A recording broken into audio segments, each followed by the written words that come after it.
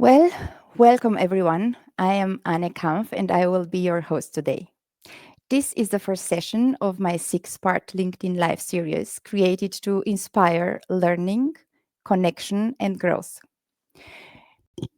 Through this personal project, I invited renowned experts and thought leaders from different fields to share insights that expand our perspectives and strengthen our professional communities. In this live session, we will explore fascinating intersection where anthropology meets the corporate world. Anthropology in the corporation, mastering conflict in cross-functional teams, is led by my guest speaker, Dr. Elizabeth Briody, a leading anthropologist with over 4 decades of experience driving cultural change in organizations across the globe. Through her company, Cultural Keys, Elizabeth partners with organizations to uncover how culture shapes performance and how to make it more effective.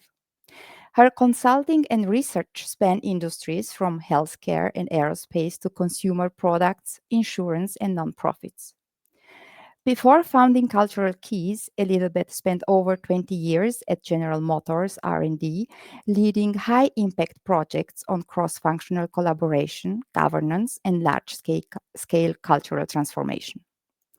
A thought leader, Elizabeth authored The Cultural Dimension of Global Businesses and A Career Tools for Anthropology, and has been featured in Fast Company, The New York Times, and The Washington Post.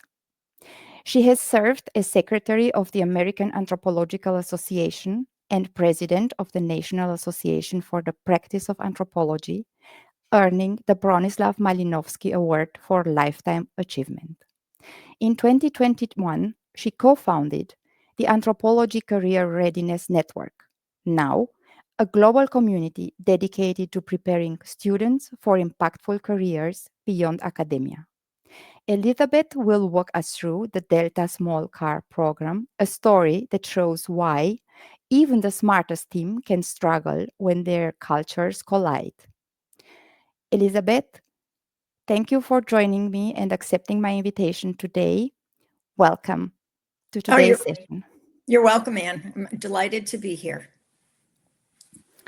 Elizabeth, before we go through the story and the slides, would you be so kind to tell me what first drew you to applying anthropology inside corporations? What did you see that traditional business tools were missing? Anthropologists spend a lot of time observing what people do, as well as talking with them to learn their perspectives. And when we say talking to learn their perspectives, we mean a cross-section of the organization, not just the senior leaders, but a mix of people who perform different jobs, who are in different geographic locations, who come from different demographic backgrounds, and who are interested in speaking with us. And so those two features immediately distinguish an anthropologist from others who may have some interest in learning about what happens inside an organization. Very true and very interesting. And Elizabeth, thank you for your answer. We will go now through your slides and the floor is yours. I will interrupt you from time to time to ask you some questions. Sure. And I will also want our audience to know that if they have questions, they can write them into the comments. And the last 10 minutes of the session are allocated for a Q&A session where, Elizabeth, I will kindly ask you to answer to few questions or some questions that the audience has for you. Great. All right, and why don't you start with go to the next slide? Sure. Okay, so in this story that I will try to tell you, I thought it would be good to have an outline. First, we will talk about background information that you will need in order to understand what the Delta Small Car Program was. A car program essentially is the way in which companies begin the process of design, then engineer, then manufacture, and then finally produce a vehicle. So that process can take a number of years from start to finish. And the car that we're going to be talking about was given the internal label of Delta because Delta means change. And the idea was General Motors was going to produce a different kind of car. This car would be sold around the world. And that was different from the way it traditionally had operated. So that's the beginning of the outline. And then I'll talk to you about the decision-making models that I found as I began talking with people who were working on the small car program. And then we're going to look at a meeting transcript. I spent hours and hours in engineering meetings and in business meetings. And during those meetings, I would take notes. And so I've chosen one particular transcript from one of my meetings, just so that you could see how I analyze the data. So we'll go over that transcript, and then we will talk about what we learn from the transcript. And that what we learn ends up being called decision-making paralysis, that it was impossible to really make a decision in this Delta small car program and have that decision stick. Next, I'll talk about my recommendations for how decisions could be made better, could be improved. And then finally, understanding the role that anthropology can play when organizational change is necessary.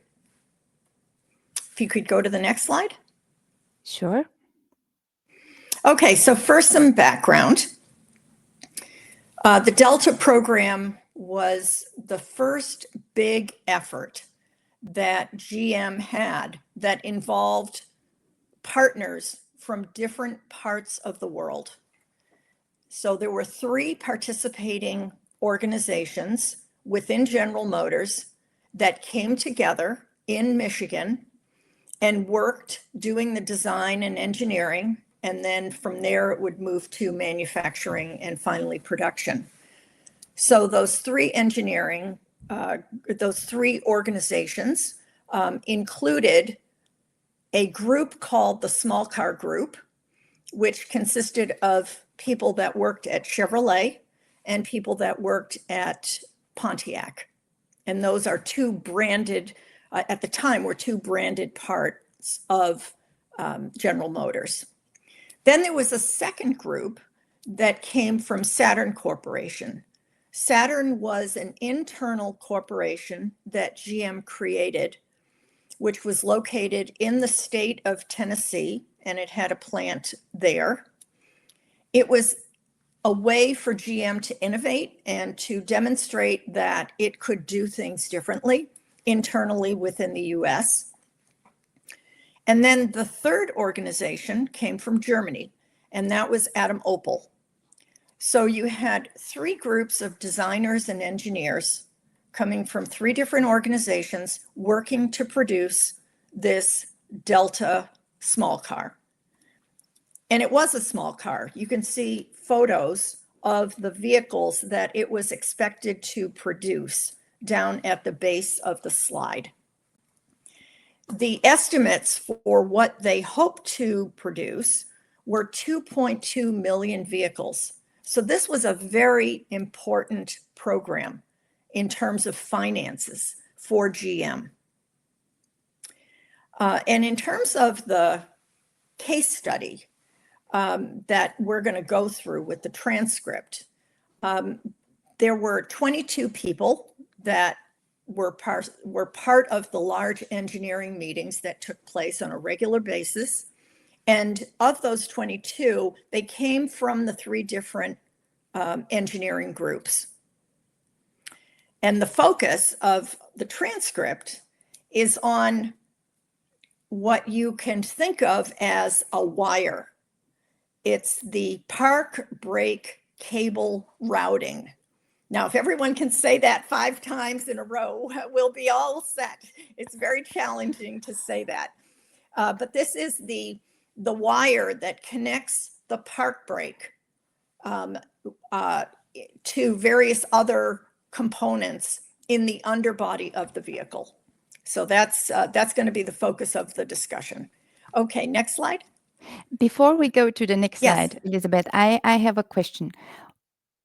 When you first observed these teams, what stood out to you about how they worked or how they didn't? Was it something that you could observe at first sight, or it was something that you had to observe along several meetings, sessions? No, it was obvious immediately. I worked at General Motors Technical Center, which is in Warren, Michigan, and I just had to leave my building, which was research, and go over to the engineering building. And when I got there for the first time, I met with one of the guys who worked at Adam Opel. And he said, what are you here for? And I said, well, I wanted to learn how, the Delta program is doing. And he said, well, who are you? And I said, well, I work at research and I'm an anthropologist, and I'm here to try to understand if there are ways in which I can help this program so that it can be as effective as possible. And he looked at me and he said, you should have been at the meeting today. It was a classic.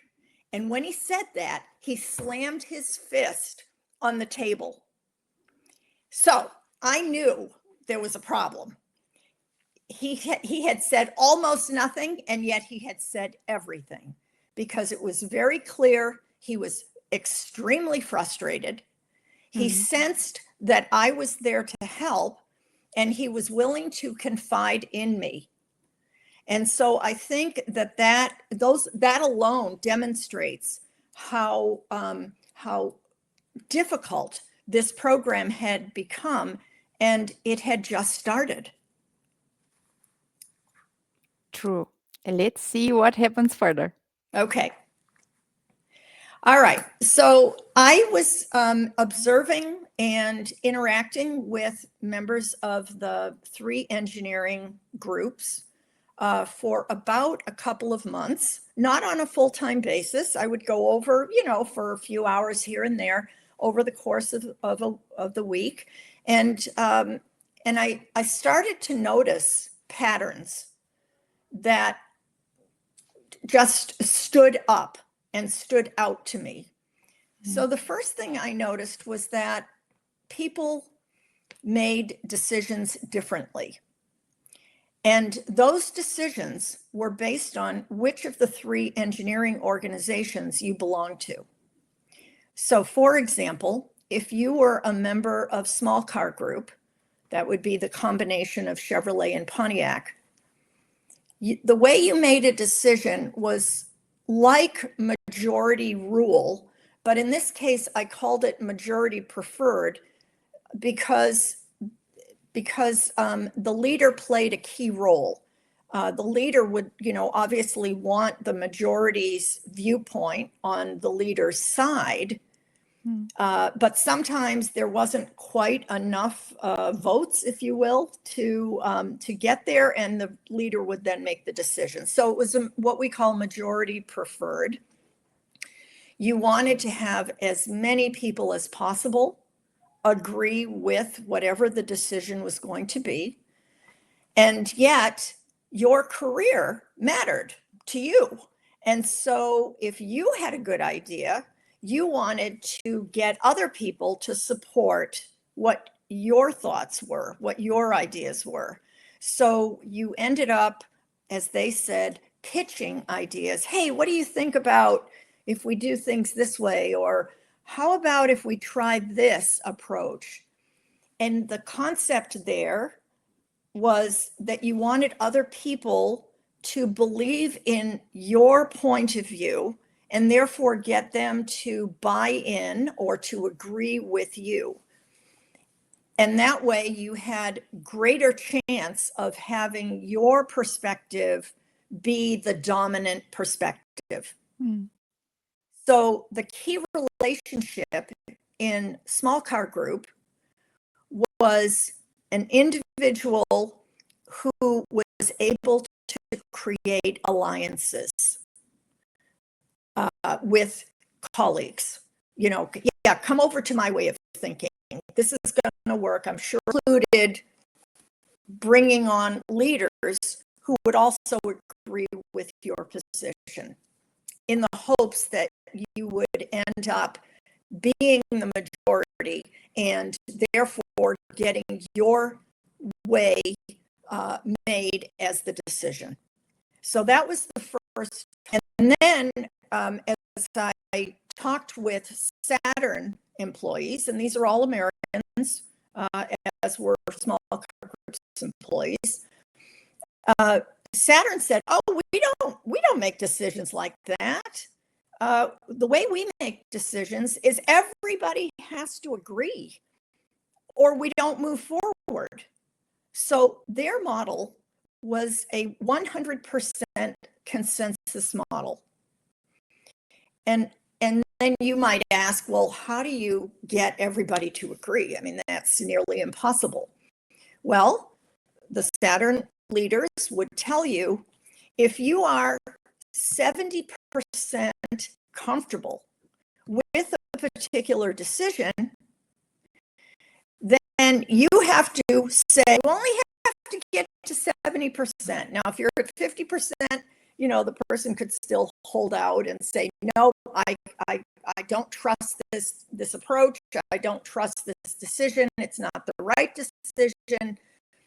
But Saturn assumed that they could eventually get every decision. And so what mattered was not alliances so much as it was pulling everybody together within the team so that there was one decision everyone could support. And that's a very different approach than a majority approach. Right. And then the third decision was what we called leadership driven. At Opal, the way decision making worked, people would solicit input and information and data from the subordinates, the people in that group. And then the leader would make the decision. So you wanted to have a very strong relationship with your supervisor. You could provide that supervisor with good, solid information, and chances are, you know, you would be able to contribute to the decision making through the information you provide, driven model. So three very different models for how you make a decision. So think about this. You take these three models and the people associated with them, and you bring them together at a meeting. What do you think happens? A little bit of chaos. Yeah, because they don't know how to make a decision. And what was even more important, initially, had a different decision-making model. They just knew theirs. They knew their model, and they were wondering what the problem was with the other two groups of people. Because why weren't they acting like them? In other words, they assumed that if they did things a certain way, well, unfortunately, no, that's not how it worked. There were 3 different models, and it was only through observation and being able to confirm what I observed that I could see the 3 different models playing out. Mm-hmm. And they all have advantages and disadvantages. A disadvantage of the Saturn model is it's really census. The leadership-driven model is very fast because the leadership can just, make the decision, assuming that person gets the data very quickly. And the majority preferred model is sort of in the middle between being very slow and very fast. So pace matters, but there were other features that. Before we go to the next reveal about how different cultures define fairness and authority, because you have mentioned the speed with which the decision was taken. You have mentioned the hierarchy, how it worked until the decision. But what about the definition of fairness and authority? Well, it was a fair model. I mean, everybody had an equal vote.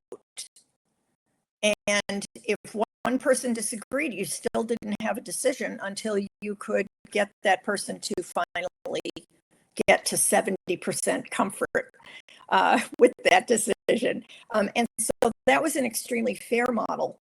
The other 2 models have a strong model, of course, is the most hierarchical because it is one person making the decision based on input from subordinates. The majority preferred model has an important component of authority, but that authority is really partial to the fact that most of the people want that decision anyway. Yeah, true. Well, the famous table. So here are the famous park break cable routings, and there were 4 of them, and this is what they look like. To me, you'd say to yourself, okay, are we arguing about a wire? And to a certain extent, the answer was yes. You can argue about a wire. You can argue about whatever important component there is on a vehicle. You have a position and you would like your position to hold. So these were the 4 different cablings that were important, and I just wanted to show them to you. True, it's impressive when not only here but also in life, small things can produce a big chaos. Yes, and a lot of discussions. Exactly right.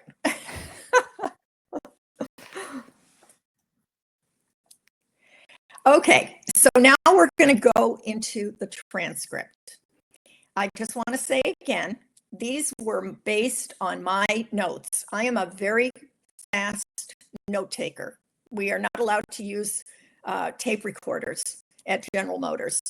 Most of the time you couldn't hear, if you were in a manufacturing plant, you wouldn't be able to hear anything anyway on a tape recorder. But they also just did not approve their use. So if you want to retain information, the best way to do it is to write it down. So I was typically sitting against the wall in a chair, along with a whole bunch of other people in a very crowded room, a crowded conference room. And I was there taking notes, and everybody knew who I was. They knew I was the anthropologist. They knew why I was there to try to trusted me. And so we're going to walk through what happened happened on this one particular day. And I'll try to do it relatively quickly. So the first person to speak was a woman named Mary. And you don't need to read the full transcript, but you're welcome to do that. And Mary basically said that she had pulled together a group of people from the 3 engineering groups and tried to get them to agree on what cable they would use. And she had an elaborate way of calculating which of the cables were better than others. Okay.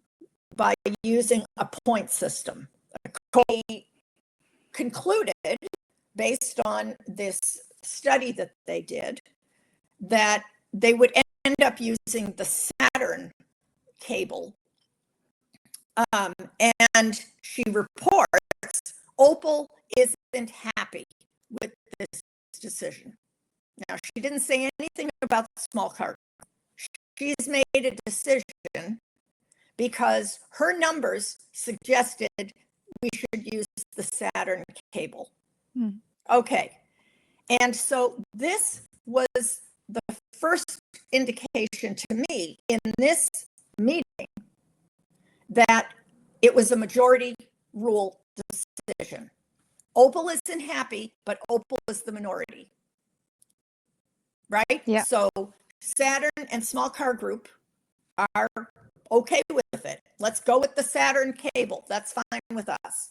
And Opal is like, no, we're not happy with that. So she thinks the decision is made. Well, we'll see what happens. Okay, go to the next slide. Okay, so each of these engineering groups has a chief engineer. And the chief of the named Rory. So the first engineer, the guy, James from Saturn, says, well, wait a minute here. They went through this elaborate process to figure out which cable was best. You know, we're done. We finished. We have our answer. It's Saturn.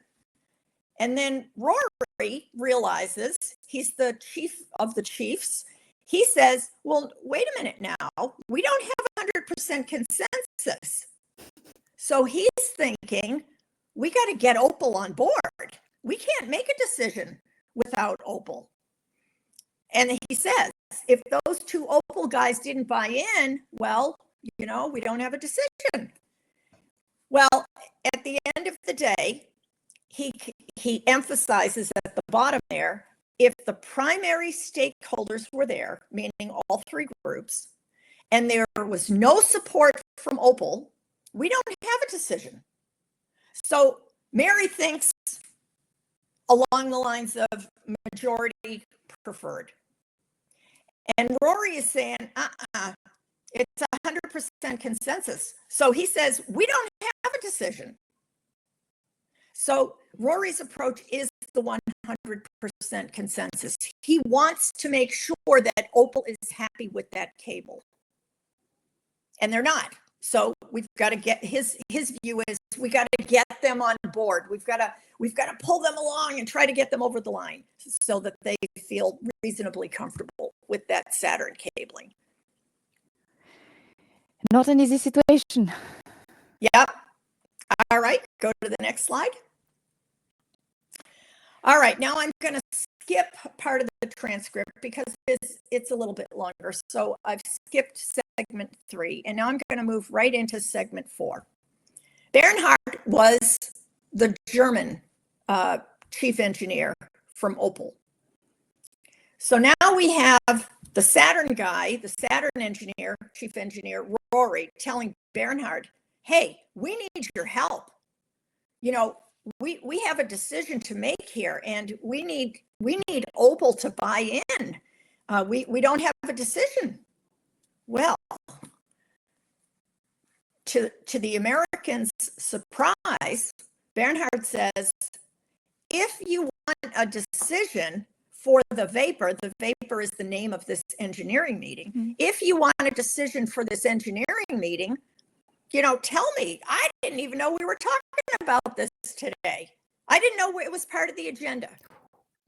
So he was expecting the decision would be made maybe outside the meeting and then brought into the meeting and saying, yes, we've all agreed. But no, that's not what happened. Mm.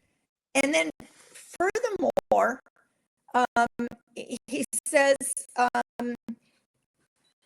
can't make that decision myself right now. And I'm thinking to myself, why can't you make this decision? You're the chief engineer from Opal.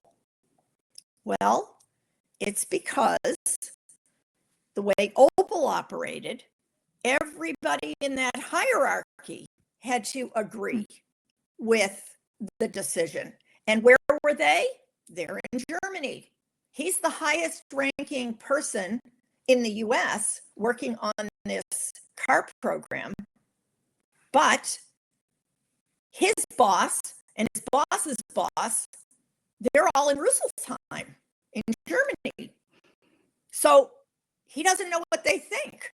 And besides, he can't make the decision. It's not his to make, even though he is a leader in the US. All right, so now we've now seen 3 different decisions last segment 5, I think it is. Okay, so Mary comes back in and she says, did we reach a decision here? Well, of course, no, they did not. But Rory says, well, mainstream is Saturn. In other words, it's the majority who want Saturn. So we're going to call that, the preferred or the mainstream. And then we'll work with Opal. We're still hoping to get Opal on board. We're still hoping. And so at that point, we see that the decision has been remade. And then Mary said, so we're not going to pick any other routing. And then Bernhard comes back and says, well, I've got to keep this open. So in other words, he voids the decision. He gets rid of the decision that Rory just said. And then Rory says to Bernhard, how much time do you need to make this decision? So in other words, he's waiting for Bernhard to get approval from Germany. So now we have the decision put back on hold. Elizabeth, I have a question. Yes. What would you say was this really a process breakdown or a culture clash in disguise? Both. Both. Because no one understood at that point that the other groups made decisions differently than they did. So all they knew, they were frustrated. Mary was frustrated. Rory frustrated. Bernhard frustrated. They're all frustrated. And they don't understand what's going on. The Saturn and the small car group people are thinking, why does Bernhard have to go back to Germany and get approval for a cable? That made no sense to them. Yeah. And Bernhard was saying, you can't say that Opal is going to go along with this Saturn routing. We haven't agreed to it. So it is a culture clash. It's a clash of organizational cultures. Right. It's not a clash of national cultures. No.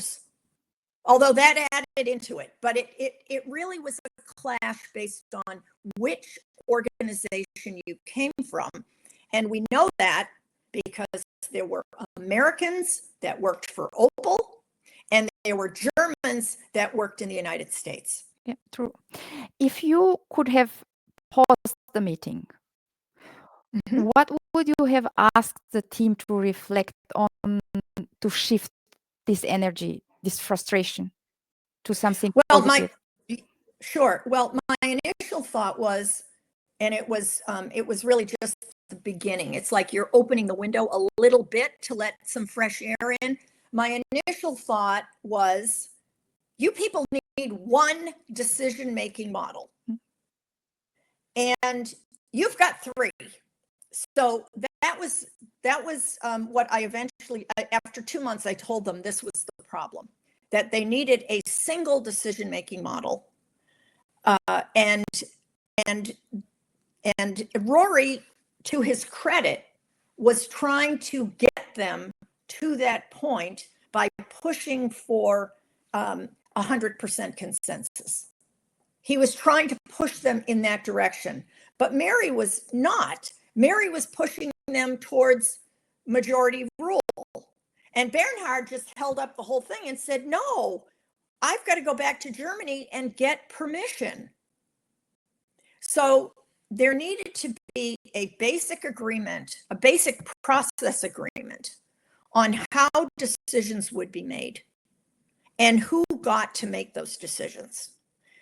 And unfortunately, the way that these global programs worked at this time, it was very easy if you were in the minority. So let's say in this case it was Bernhard, he was in the minority viewpoint.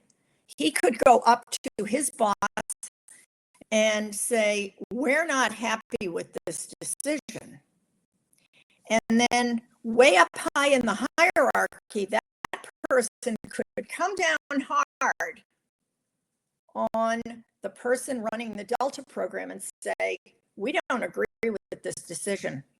If you choose to go with the Saturn routing, we are pulling out of this program. We're not gonna work with you anymore. Yeah. Opal is out. It was credible, and was used repeatedly whenever there was a problem with these kinds of decisions. So that is totally counterproductive. You should not have a senior leader making a decision about a cable or about some other part on the car. That's so ineffective.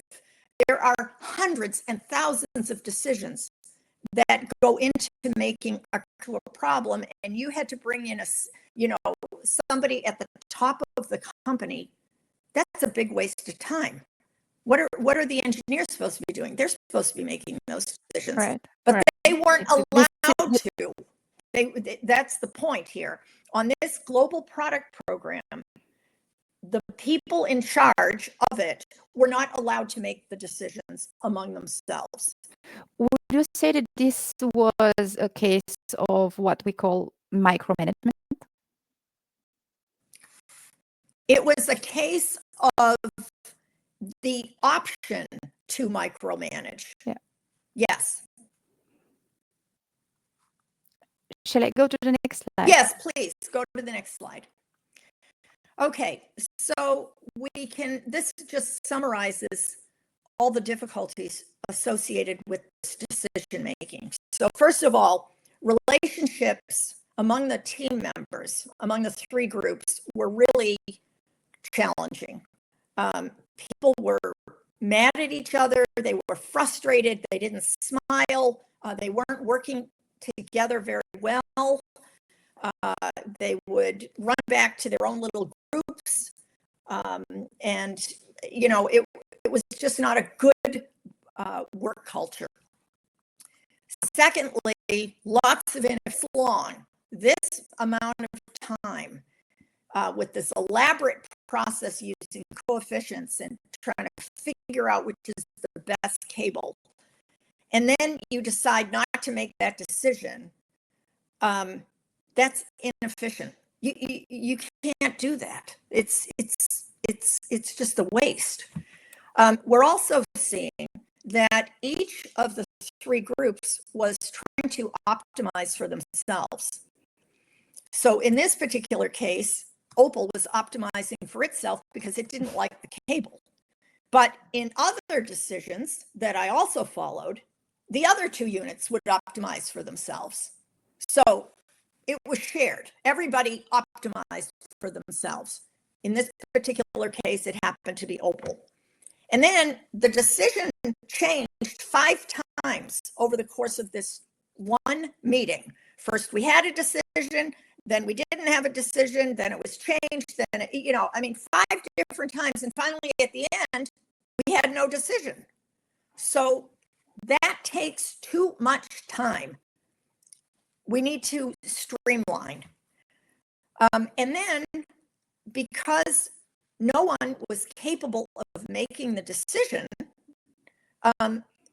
the people that are working on the engineering teams are thinking to themselves, what's going on with this management? They can't get their act together.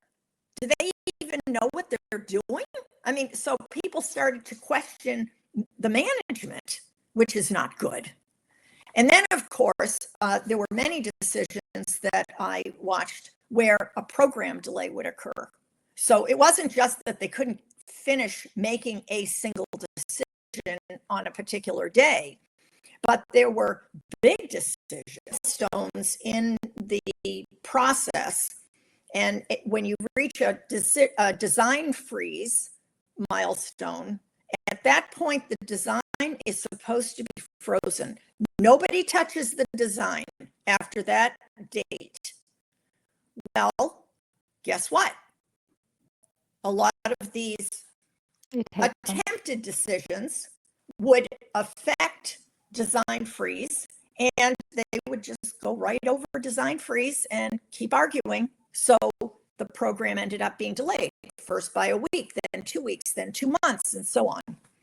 And then the final issue with these decision-making problems is that you've got to do the work all over again. You did it once, you argued about it, you didn't have a decision, and then you've caused a delay, and now you've got to start all over again and try to get everybody to agree. So just a very complicated process. Right, and all this decision-making process that felt endless, as you mentioned, I'm sure that it took a toll on the team's mindset. Oh, yes, of course. People were unhappy. And, I went to plenty of social events with these guys. They would have cookouts, in the evening sometimes with their families and fun. But even at those, you would see sometimes not everybody would be there, because they were just too upset, or there was tension at the barbecue, or, so it bled over into their home lives as well. Yeah. One more question. How does anthropology help leaders see these invisible patterns or issues before they become systemic? I think that it sometimes we know from what other people have written about. So there's the literature, a scholarly literature, a business literature, where people write up case studies and say, this is what happened. We also know from studies of national culture that people have a predilection or they have a preference for following a particular way of doing things. So for example, majority rule is typically the way a lot of things work in the United States. That's how we elect our leaders to public office. That's how children will agree what game they're going to play. So it's sort of part of our culture. And so from cultural studies how things typically get done in a national culture. However, in this case, we had 2 different organizational cultures within the United States. We also had the 100% consensus. So it's maybe a minority view within the United States, but it's still part of US culture. And under certain circumstances, you will want a consensus viewpoint, or you won't move forward with the decision. Yeah. So both are relevant and important. And oh, by the way, the leadership driven is also part of the United States. We have a single president, for example, and that president can make unilateral decisions on certain things. And so we have that as well. So sometimes these models appear and you can notice them from the literature, but other times until an activity gets going, you're not sure how people will work together. You're not sure what rules they're following. And it's only through repeated observation and discussion that you can understand. Right. So from Yes. tangible insights that clearly come from Yes, lived exactly. experience and not only from Right. theory. Right. So you use the theory, you use the empirical case studies, and you use your observational, your ethnographic skills, your observation, your discussions, your being part of the group to figure out, how does this group of people operate? What are their priorities? How do they make decisions? When do they make decisions? Et cetera, et cetera.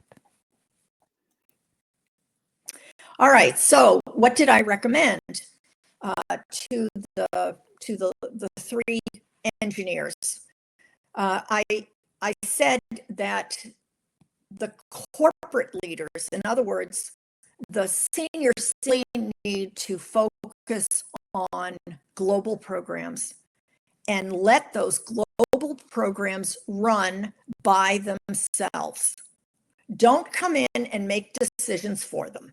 Let them do it themselves. So, you help them develop a business plan. Then you establish metrics or measures globally. So all three groups are following the same set of metrics, and you give them the same set of incentives. And then you give them one person who can make the decision if all else fails. If you can't reach a decision and you have a design freeze coming, let's say tomorrow, there should be somebody who has the authority on the vehicle program to say, we are going in this direction. This is the cable. Yeah, but how can a single point manager make tough calls while still honoring everyone's voice? They may not be able to, but we know that. We know that some people will be disappointed. There's no question about it. But we now know Saturn Corporation has ended. Yeah. And the main reason why it ended was because decision-making was too slow. We now know that. That was the key reason. You could never get complete, quick agreement among the leaders. So in my view, you can pick a model so that in general you understand how your colleagues are thinking about an approach to a decision. But in the end, if you can't make the decision, somebody has to make that decision. Right. And so you revert to the head of the program. And there was a head of the program. The three engineers reported to the head of the program. So that was the first recommendation. And then to improve the collaboration, when you think about it, there were a lot of things that made it challenging to work with this group. And it wasn't just that for the Germans, it may have been a challenge from a linguistic point of view, being able to speak in English using, very technical terms. That in itself was a challenge. There were also the cultural differences with living in America versus in Germany. But you want to enhance collaboration whenever possible. So you want to make sure that there are lots of face-to-face interactions. For example, why couldn't there have been more of a mix of people in the program so that you had consensus decision making shared by a lot of people making a given decision? Why was it always this, or 3 different organizations? Why couldn't there have been a mix? So that's one thing to think about. And then you have to figure out how you're going to conduct your own work. And it wasn't just decisions that were problematic. It was also the meetings themselves. Small car group was used if you looked at small car group's calendar, they met for weeks in meetings. Their calendars were blocked because they were all in meetings every day. Very little free time where you could actually go and ask a question. Opal and Saturn didn't operate like that. They did most of their work outside of a meeting, either on their own or with another person, or very small groups, but not these big engineering meetings. They didn't see the need for that. And then it turns out that they also reached agreement in different ways. So with small car group, they kind of knew in advance what the results should be. Mary knew before she came into this meeting what the results of her experiment were. She knew the Saturn routing was the best routing from her point of view. Other people come to a meeting to make a decision. The decision is not made outside the meeting. The decision is made in the meeting.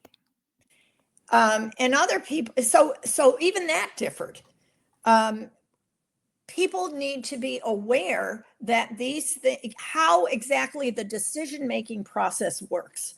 And some of that, as you say, it's tricky. It's trial and error. You don't know because you think everybody behaves like you do and thinks like you do, but unfortunately they don't. I think I have one more slide. Yeah, but before we go to that slide, I would like to ask you, it's always better, and you mentioned it also, that it's better to talk face to face and gather, discuss, decide. Yeah, right. But since the pandemic, we are working in hybrid mode. Right. How can we solve the issues that you have mentioned when we work in this mode, in the hybrid mode? And when you are in a room with colleagues, you can read the room, you can see better the expression, you can see better the body language. But when you are in a hybrid mode, the colleagues that are online, you can see, as the audience sees us now from only the bust, and you cannot read the emotions. No, that's correct. You cannot. What are then the tools? So what I have done is that I will have individual conversations with people on virtual conversations. So using Zoom or Teams or some other platform. And that gives me some insight into how that person thinks and what that person believes and what that person expects will be done. That provides some level of information. It is not ideal, but it's the best that we have. You can also use emails or other forms of communication where you can get clues as to what people are thinking or believing, maybe a report that they've developed. But I agree with you, it is tricky. It is, yeah. But we have to learn to deal with this situation and adapt, right? Yes. Yeah, and so this last slide is really just explaining what I think anthropology was able to accomplish with this. So you can see the crazy path that this took from the research I conducted to telling the PowerPoint of the insights for the team. That's where I shared my initial results after 2 months and said, you got 3 different ways of running meetings. You've got 3 different ways of making decisions. You're slowing down this program, et cetera, et cetera. And then I ran a workshop for the team to help them explore the issues even more deeply. Then I consulted with the team leaders, so the head of the program and the 3 chief engineers. After that, I went up the chain to the senior people that oversaw the Delta program. So these are the very corporate leaders from all 3 engineering groups, and spoke with them about it. Then I published 4 reports that were open to everyone in General Motors, and then produced a bunch of publications, some of which I know that you have read, and many, many presentations, because I would go around to the different groups of people, not just the engineers, but others in the company, to explain this is going on. And it's not just this particular small car program, but you have a mid-size program, and you have a large car program, and you have a small truck program, which I then worked on for another couple of years, and you've got a mid-truck program. So it's not just this program, that this is going to matter everywhere. And so I think what I was able to do through all of that was to help the team members understand that their perspectives mattered, that their perspectives were different, and that within General Motors, there were multiple cultures that operated, and that those cultures were organizationally based. The second thing, which was a pretty big thing, the guy who was in charge of all of these vehicle programs spent a lot of time reading through my reports, and he was trying to imagine, how can we create a different kind of global program that would work better? And he came up with what he believed was a better way. So all of GM's product programs, car and truck, whatever size, were all restructured according to, based on the information I gave him and based on his own thoughts about what he thought would work best. And what that led to was, one person makes the tough call when the team cannot agree. And that person is the head of the program, and nobody more senior should be coming down and forcing that guy to change his decision. Now, did they follow that? I think in many cases they did. That was the default approach. I'm sure that there were cases where a senior leader did come and say, no, we cannot have that kind of a decision. But I think that those were few and far between.